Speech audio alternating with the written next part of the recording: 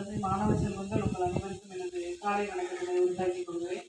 அதாவது ரொம்ப சந்தோஷமா இருக்கு சார்னால சரி கண்டிப்பா வந்துருவோம்னு இந்த பில்லு கொஞ்சம் இருந்துச்சு, அதை கையெழுத்து போட்டுட்டு உடனே வந்துருவோம். ரொம்ப சந்தோஷமா இருக்கு. இப்ப சார் என்ன சொன்னாங்க அப்படின்னா, விவேகானந்தர் என்ன பிறவியாக இருந்தாலும் நாட்டுக்காக என்ன செஞ்சாரு, அறநெறி நீதி கருத்துக்கள் நிறைய சொன்னாங்க. சரியா? இப்ப சார் சொன்னாங்கல்ல, தமிழுக்கு நிறைய தொண்டாற்றி இருக்காங்க. இப்ப சார் சொன்னது மாதிரி மெக்சிகோ நகருக்கு வந்து தமிழ்ல அந்த உரையாற்ற போறாங்க. அது யாருக்கு அந்த வாய்ப்பு கிடைச்சிச்சு அப்படின்னா, யாருக்கு கிடைச்சிச்சு, ராமநாதபுரம் மாவட்டத்தினுடைய மன்னர், அப்ப மன்னர் பாஸ்கர சேதுபதிக்கு கிடைச்சிச்சு. அதை வந்து அவர் என்ன செய்யறாரு அப்படின்னா, விவேகானந்தர் நீங்க தான் போகணும், உங்களுக்கு தான் அது தகுதி, எனக்கு தகுதி அல்ல, நான் ஒரு மன்னர், நீங்க தான் போனாத நாட்டினுடைய நிலைகளை சொல்லுவீங்க, நிறைய அரிய பல கருத்துக்களை சொல்லுவீங்க. அப்ப வந்து வெளியூர் நாடுகளில் எல்லாம் நம்மளுடைய நாட்டினுடைய இந்தியாவுடைய பெருமை தெரியும் அப்படின்னு சொல்லிட்டு போயிட்டு வராரு. போய் அங்க போய் சார் சொன்னது மாதிரி நிறைய எதிர்ப்புகள்லாம் இருக்கு.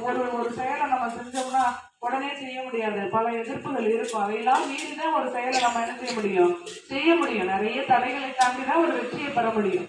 அதனால போயிட்டு வர்றாங்க. வரையில என்ன செய்யறாரு, ராமநாதபுரம் மன்னர் பாஸ்கர சேதுபதி அவர் பிளைட்டை விட்டு அந்த கப்பலை விட்டு இறங்கையில தன்னுடைய கைகளை வச்சு அவருடைய பாதத்தை நம்ம நாட்டுக்கு வரவேற்றார். தன்னுடைய கைகளை, பெரிய மன்னர், ராமநாதபுரம் மன்னர், அவர் வந்து ஏன் எதுக்காக, அவர் ஒரு துறவி நாட்டுக்காக, நம்மளுடைய நாட்டினுடைய பெருமைகளை எல்லாம் போய் வெளிநாடுகள் எல்லாம் சொல்லி நம்ம நாட்டுக்கு நிறைய நல்ல அரிய பல கருத்துக்களை வந்து மாணவர்களுக்கு எழுச்சிமிக்க ஒரு உரையை ஆற்றுபவர்.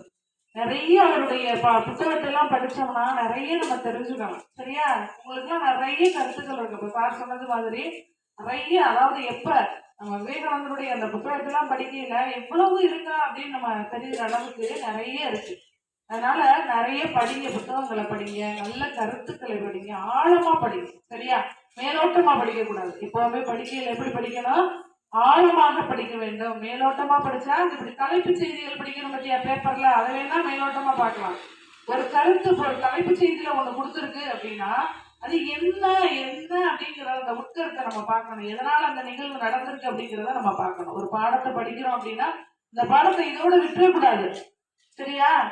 இந்த பாடம் நான் 2ஆம் வகுப்புல படிச்சேன், எனக்கு இன்னும் ஞாபகம் இருக்கு. நான் 8ஆம் வகுப்புல படிச்சேன், எனக்கு இன்னும் ஞாபகம் இருக்கு. இந்த பாடம் வந்து என்னுடைய வாழ்நாள் கூட எனக்கு வந்து மனதில் இருக்கு. நம்ம திருக்குறள் படிக்கிறோம், எப்பவுமே திருக்குறள் படிக்கிறோமா இல்லையா?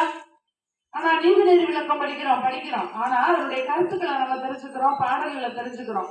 ஆனா அதை எப்பவுமே நம்ம பயன்படுத்துறது கிடையாது. ஆனா பயன்படுத்தணும். நல்ல கருத்துக்களை நம்ம என்ன செய்யணும், நல்ல நீதிகளை, நல்ல கருத்துக்களை, பெரியவர்கள் சொன்ன நல்ல கருத்துக்களை நம்ம வாழ்க்கையில நம்ம பயன்படுத்தணும்.